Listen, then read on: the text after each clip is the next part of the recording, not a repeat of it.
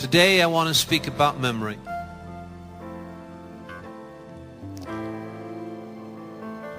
I've been asking questions in the last sermons. I'll ask another question. How good is your memory?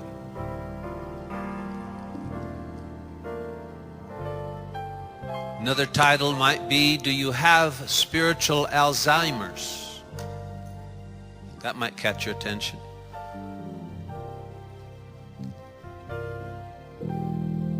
How is your olfactory memory? Not the old factory, but the olfactory. Smell. Can you remember the smell of God's love? Or have we forgotten in those words of that song, I love you, Jesus, are just words because we've forgotten the smell.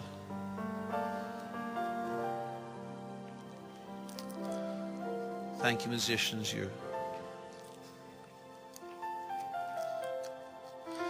Have you ever given thought to the fact that without memory, we would not know our name, would not know where we live, we wouldn't know our age, where we were born, when we were born? Did you know that forgetting dates might even be dangerous? I mean, physically dangerous. You know that? If you ever want a plate thrown at you, or silence for a week, forget your wife's and your anniversary.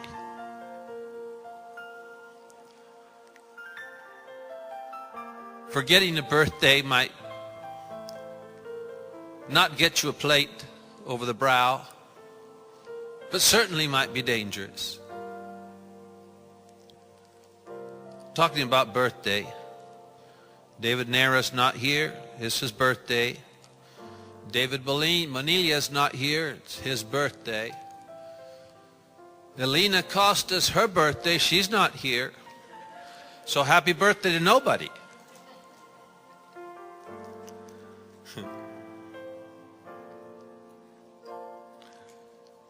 Why do we forget? The inability to retrieve memory is one of the most common causes of forgetting. The inability to retrieve it. Memory's there, but the inability to retrieve it. That's my trouble sometimes. Does that happen to anybody else here? You know it's there. You know the name. You know the word is just at the tip of your tongue, but that's not where you remember things, the tip of your tongue, is it? A word, a password, a name, it all eludes us until suddenly you stick your tongue in and somehow it comes from the tip of your tongue into your memory and suddenly we remember. So why are we often unable to retrieve that information from memory? There are two simple answers to this question that science gives us. The first one, we can't recover it because it's disappeared, been wiped out. Our hard drive glitched and the part where that memory was stored has been totally lost. And the other is that the memory's still there. In our system, but for some reason we cannot reach it, we cannot retrieve it.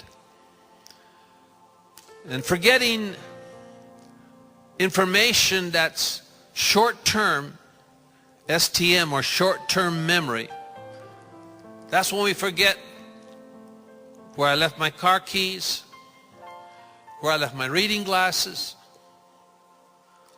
Why did I walk into this room? I know I came here to get something. Does that happen to anybody? No young people. Did you notice that? Why did I walk into this room? Some people say that if you flash your eyes quickly like this, somehow you remember. I've tried it. It doesn't work for me.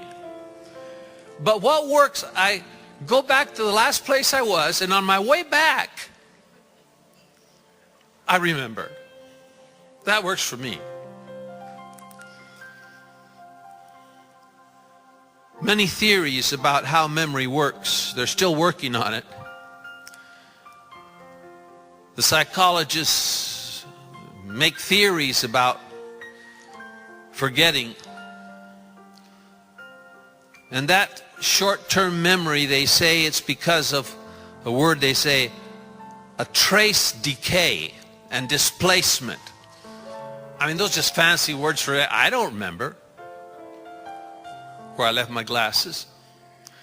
And the long-term memory, they explained it as theories of interference. I don't know what. Interference from aliens?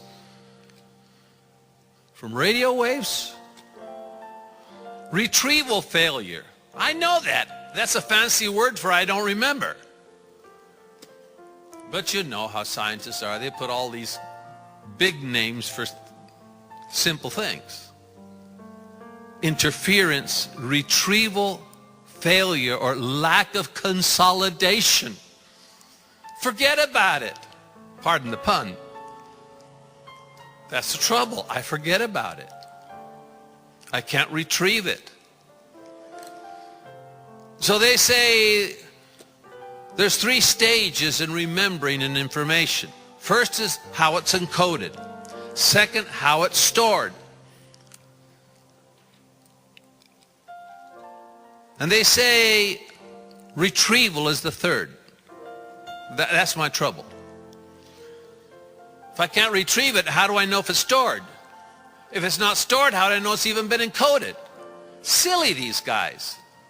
Anyway, that's what they teach you. So they say the first stage in the memory is encoding.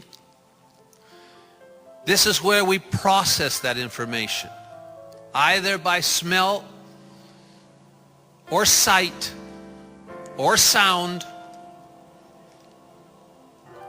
and then retrieval failure. Not remembering, that's our main problem. We know it's there some way. Yet the strange thing, it cannot be explained. They really cannot explain how it works and why we recall. One, they can't explain why memory that they thought was not encoded, that was lost, suddenly is retrieved. Some people, they say they can't remember much about their childhood or their